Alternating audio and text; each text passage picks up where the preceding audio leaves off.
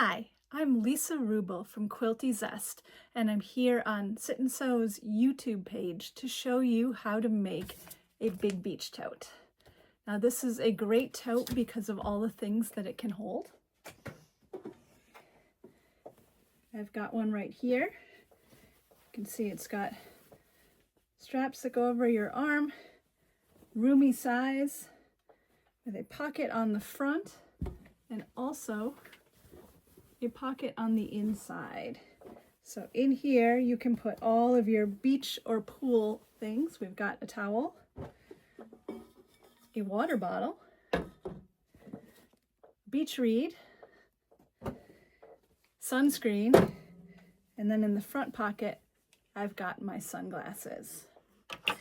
So I picked 3 different prints to use for this. I picked this fantastic huge citrus print, and then a coordinating stripe, and then a fun coordinating print for the inside as well. So we've got a kit for this version. I'm going to show you the fabrics I'm going to be working with today. Here's that same citrus print in cool colors, in aquas and greens and yellows, and that will be my outer bag. And it's so fun to use such a large print for a big bag because you really get to see all of the designs in it. And to me, this just screams summer and the beach or the pool. And then I've got this fun coordinating print for the inside, which with smaller slices, and then back to a stripe for both the pockets and for the straps. And I love a great stripe for straps on a bag and for bindings. And what's really nice about this one is you can see the stripes are set on the bias, so you can cut it straight and still have that cool diagonal look. So I'm going to walk you through every step of putting together one of these. But when you purchase one of our big beach tote kits, which has the fabrics I've shown here, and you may find a couple other options as well, you will get a PDF download of this pattern as well to help you put it together. So the yardage for this project is very easy. It's 3/4 of a yard of 3 different prints. One for your outer bag, one for your lining, and one for the pocket and the straps. So you can choose from one of the kits that we've created, or just pick out your favorite 3 prints and get a 3/4 of a yard of each one. So let's get started making our big beach tote. So I want to talk a little bit about the cutting for this project because we're cutting very large squares. These are 21-inch squares, and most of us don't have a ruler that is 21 inches square. So you have 2 choices for this. You can kind of put your rulers together, kind of patchwork style, to make one large enough. But even here, I've got a 12.5 and a 6, which is only 18.5. So you can put together a number of rulers. Or the other option is to actually use the lines on your cutting board. And so I have a board that's 24 by 36. So when I cut, what I would do is cut a straight edge along one side and then count down till I get to 21, which might actually not even be in what you can see on the screen because my camera only goes so far, and then use that line on the ruler. So to show you an example of that, I'll do it here with the 11. So when you're doing it and you go to put your ruler on, you want to make sure, first of all, that your fabric is even on a vertical line here, and we're going to be cutting on the horizontal.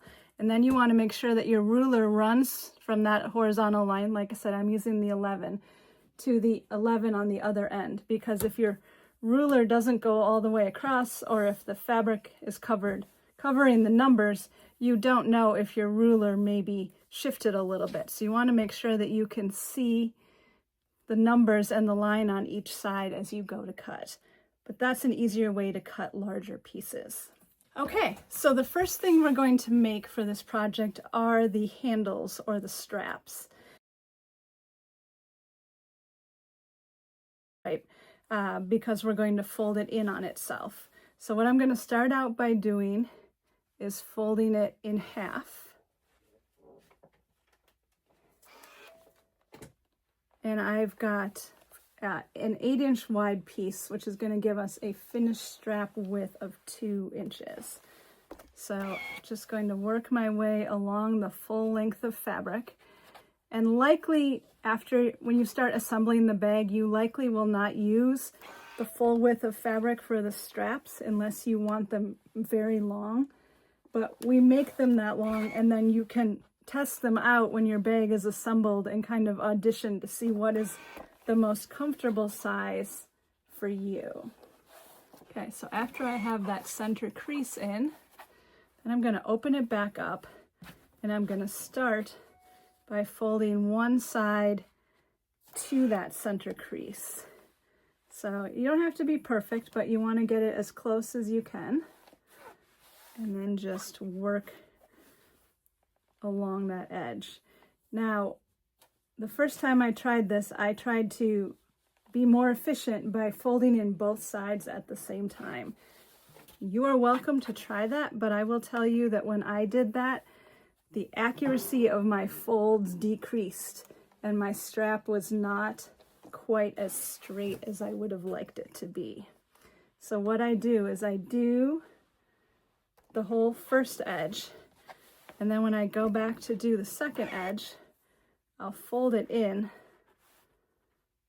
and then I'm going to turn my iron and actually go across it crosswise to the fabric, because that allows me to just press that first fold one more time as I go. Just going to work my way all the way down here, and then we'll fold it in half on that original crease, which will give us a nice sturdy handle with all the raw edges tucked inside. Now, if you really want a sturdy handle, you can also put some interfacing or batting inside at this point. So you would put a 2-inch wide piece and just put it on one of those spots, fold it over, and then fold it again. And that will give your handles a little more bulk if you like that. But if you're just using it for, you know, some beach things, you're not carrying around a heavy load, you don't necessarily need that extra padding in there. So then I'm going to fold it, refold it on that initial crease that I made, and go over it one more time, getting those fold lines pressed in nice and firm. You're going to do this twice, so you have 2 handles, one for each side. Okay. And then the next step is to go to your sewing machine, and I start on my open edge, because then if for some reason something shifts, I can adjust it over here. If you start here and this doesn't match up, you don't really have a lot of wiggle room. So I start on my open edge, and you're just going to top stitch down with a 1/4 inch seam allowance. So you've got a 1/4 inch on that side all the way down. If you want to pin this, you absolutely can pin it. Because it's got a nice crease in it, you shouldn't need to, but you're going to stitch all the way down the whole length of the strip, and then rotate it, and then stitch all the way down on the other side, again, 1/4 inch off the edge of the fabric. And I just stitched right off the ends. We'll ultimately end up trimming these, and they'll be tucked inside the bag, so don't worry about how you finish it at the end, but do that for both your straps. So once you have both your straps done, we're going to set those aside for now while we put the rest of the bag together. And now we're going to do the pockets. Now, I love pockets on tote bags because it's a great place to keep your keys, to keep your phone, all those little things you don't want getting lost down in the bottom of the bag. So when I designed this bag, I put one pocket on the front and I put one pocket inside. I'm going to show you how to do the pockets, and you can choose if you'd rather have 2 on the inside, 2 on the outside, whatever combination works for you. It's the same strategy either way. Okay, so we're going to start out with an 8-inch by 16-inch piece. And the first thing we're going to do is fold it in half so it makes an 8-inch square, and then just press that bottom crease. And then we're going to stitch around it to make our pocket. We're going to stitch up from that bottom fold then across the top, leave a little bit of an opening there, and then stitch again here and down this side to the bottom. And so what I did when I left this opening is I backstitched at the end where I stopped, and then again where I started. I'm not sure you can see that with my white thread, but that way the stitches are a little more secure at that opening, so when I turn it, they're not necessarily pulling it.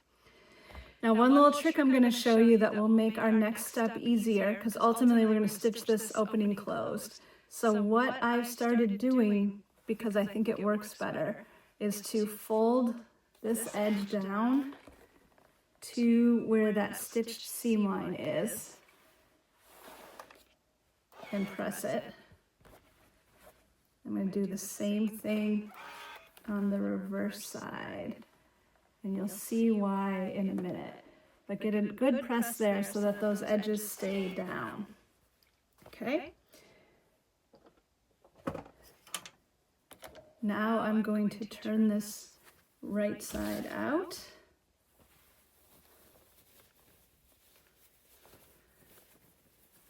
And then if you've got one of these or any sort of turning tool or even like a chopstick or a knitting needle, you can use that to kind of poke your corners out. I also run it down the edge of my seam just to get a little crisper edge on that and make sure that the actual seam line is my edge. Sometimes it folds over a little too much one way or the other. Okay, there we go.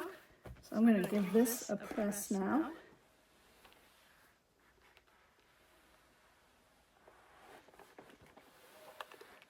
Okay, so here you can see where I had pressed those edges when it was wrong side out. Now they're all nicely tucked in already, and they're ready for when I'm going to top stitch that closed. But before I do that, our next step is to just top stitch along the folded edge, and that's going to be the top edge of our pocket. And that's more just an aesthetic detail. It gives the pocket a nice look at the top. You don't have to do it, but it makes it have a nice crisp edge. And here's my pocket. You're going to make two of these as well. You'll see that's a theme in this project. Everything kind of gets made in twos. We've got two handles, two pockets, the lining and the outer bag, which are put together the same way. Okay, get your pins out for this next step, because we're going to put our pockets on our outer bag. So what you want to do to make the centering easy is to take one of your outer bag squares, and you want the top pointing up in case you're using a directional print, and you're going to fold it in half and put a pin in to mark the center. Okay, put the pin in the rest of the way. There we go. And then I'm going to do the same thing with my pocket, and I'm using that top stitched edge. I've still got the opening down here, which will be closing up shortly. So I'm going to use a pin to find the center of my pocket as well. Get that marked.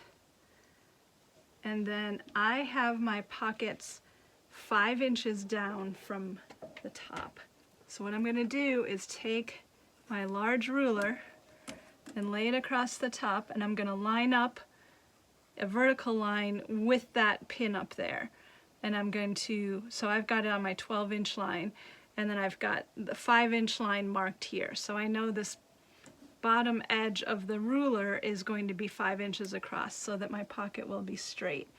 And then I'm going to line up my pocket so that that center line is also on the ruler line. So I know my pocket is perfectly centered from left to right. Then the next step is to, without moving anything, put some pins in. I like to get all the way down to the corner, and then same on the other side. And you'll do this exact same step for your lining pocket. Same thing, just on a piece of the lining fabric. And we do this before we assemble the bag because it's much easier to sew this way. I'm going to put, so when I put a pin down here, I'm going to make sure it goes through those folded raw edges. So now I'm going to stitch starting in one corner and stitch down the edge of the pocket, across the bottom, and up the other side. Now when you stitch across the bottom, you want to use about a 1/4 inch seam allowance the whole way, but at the bottom for sure, you want to make sure that you're catching those raw edges. So along the bottom, you may even want to do closer to an 1/8 inch seam allowance, just to make sure that you are catching those raw edges from when we turned the pocket. And then what I also do is I backstitch at both the beginning and the end, just to give my pocket a little more security for when your hand is going in and out. So I'm going to take off my ruler and take this over and stitch along 3 sides. Remember, we're going to leave that top open so we can use the pocket. Okay, with our pocket stitched on, now it's time to assemble our outer bag and the lining. So you're going to take your outer piece with the pocket on it and make sure that the open side faces up.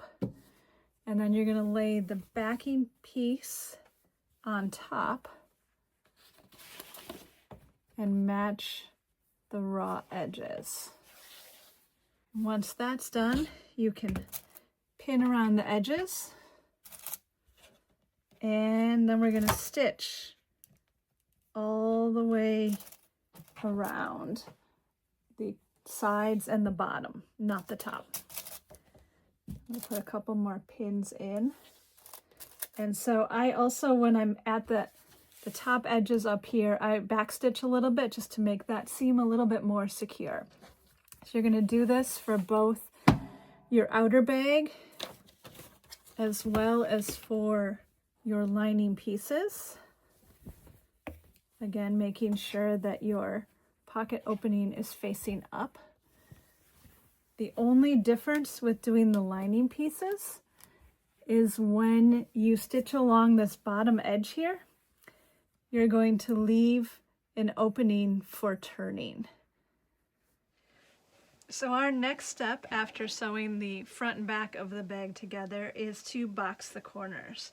We're going to cut a 3.5 inch square out of the 2 bottom corners.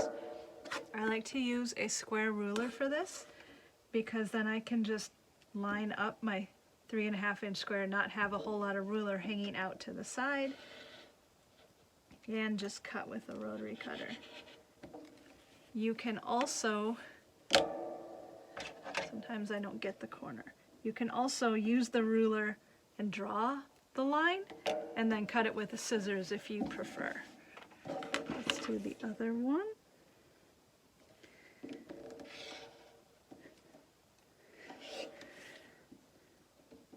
There's that one. So you're going to do that on both the lining and the outer bag. And then to actually box the corner, what we're going to do is pull it so that the side and the bottom seams align. You're going to push 1 seam allowance in each direction there and pin that. So the size of the square you cut out of the bottom determines how wide or deep your bag is. The smaller square you cut out, the smaller the bottom footprint of the bag will be. So with a 3.5 inch square, we have a pretty wide bottom on it, but that's okay because we've got a pretty big bag. So I'm going to go pin the other end in the same way. I'm going to match that side seam with the bottom seam from that corner I cut out and put a pin right there with my seam allowances going in opposite directions, and then put a couple more pins in. And then I'm going to stitch right across that using a 1/4 inch seam allowance, and that will box the corners on both sides, and then do it for your lining as well. Okay, so I've got my corners boxed here, and now what I'm going to do is turn my outer bag right side out. You can see I've got, poke them out a little bit. There's my bag bottom right there. Fantastic. So now, before we sew the bag together, we're going to add the handles. So what I'm going to do is lay the front of my bag down here and grab one of my straps and pin it in place. So you want to make sure when you pin it that you don't have a twist in your strap. You don't want it to be twisted, because then it will be twisted on your shoulder. So you want to make sure that it's all one length like that, and we're going to go approximately, and we're going to go 4 inches in from the side seam. So I'm going to put a ruler up here and go to 4 inches, and I'm going to pin that handle right there. And what I do when I pin handles is I put 2 in, because I've found if I just put 1 in, it's very easy as I'm sewing for it to go crooked. So I put 2 in, and then I'm going to go down to this end and do the same thing, 4 inches from that side seam. Now, I noted in the pattern that my handle is 34 inches long, because that's what works for me with this bag. So after you get both your handles pinned on, the front and the back, what I want you to do is pick it up, put it over your shoulder, and see if the bag falls at a good spot, if that handle is a good length for you. You can do that starting out with the full length of the fabric and then work in from there. You don't have to cut it at first. What you can do is kind of fold some in and say, okay, this is 34 inches or whatever, and then try that out, audition that length before you cut it, because you want to make sure that the handle is the right length for comfortable wearing for you. So once you know what length it is, you cut both the straps to that length and then go back and repin them. And then what I do is I just go and stitch across this edge. I try to do a little less than a 1/4 inch, because this is a basting stitch that will be hidden, but it also just adds another layer of stitching to it. So I'm going to stitch just in each of the 4 places for my 4 handles to secure them. Okay, handles stitched in place. We are just about done. What we're going to do next is combine the lining with the outer bag. So my lining is still wrong side out, and I've got my pocket on the bottom side and then this pocket on the top. So then my pockets are on opposite sides of the bag, both inside and out. So just keep that in mind. You want to tuck the handles in as well. And the easiest way to do this, once you kind of get it inside, is to, so you've got right sides together, your lining and your outer bag, is to match up the seam allowances on both sides. And again, I'm going to push the seams or seam allowances in opposite directions. And then once you have both of those in place, you can go around the outside edge and add pins. So I find once I do that, I can kind of just shake it and it falls into place.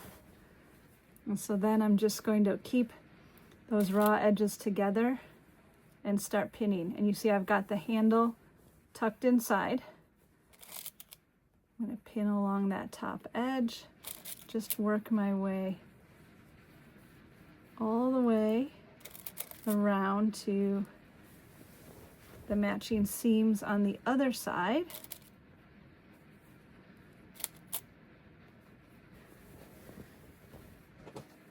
And then continue till I have it all pinned. Now that I've got it all pinned, we're going to stitch. So I like to start at one of those seams, and I'm going to stitch all the way around the outer edge with a 1/4 inch seam allowance. So what I do is I stitch on basically on the outer bag, but on the bottom, and this part is up here. So then as I stitch, the bag just kind of rotates so I can get all the way around, and then I know I'm not accidentally stitching through multiple layers. So you kind of have this part folded back, and you just stitch right down this edge all the way around. I've got my top edge stitched all the way around, and now we're going to turn the bag right side out through that opening in the lining. This is the big reveal. Okay. So what you want to do right now is the step that I admit I frequently forget, and that is to stitch close that hole in the lining. And then once that's done, you can tuck your lining inside the bag. Your handles will come free. And then our very last step is to top stitch around the top of the bag. And so what I do to get a nice finished edge for that is I press that edge with the iron. So I try to get the seam as centered as I can right at the top, and then press the fabric away from it. And it's kind of a slow process, but you work your way around the bag.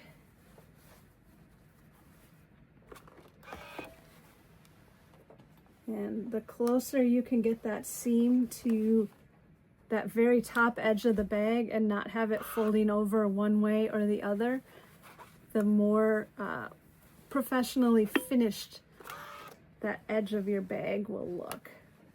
Pressed all the way around, just going to go and stitch. Similar to when we stitch the inner and outer bag together, you want to make sure that you're stitching in such a way that you know you're not accidentally overlapping, since your bag is essentially round. Okay. So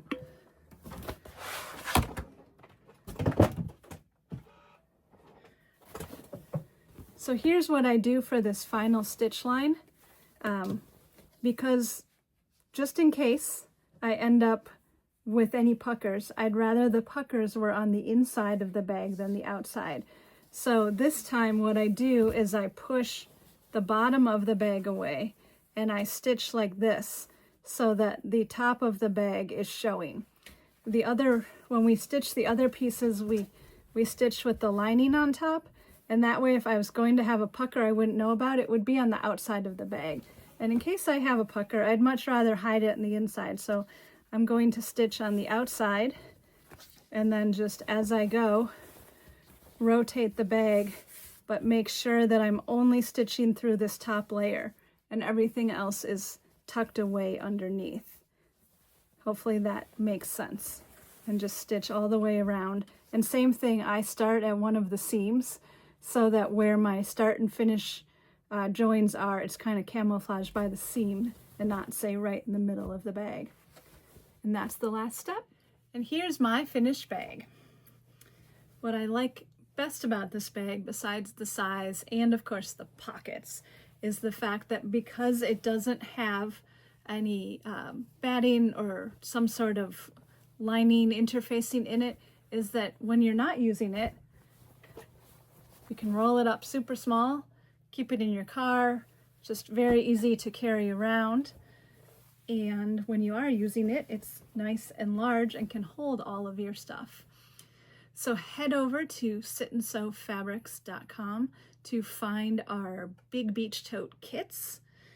It's 3/4 of a yard of 3 different prints. You can pick one of the ones we chose, or even grab your own 3 fabrics of choice and make a beach bag that you can use all summer long.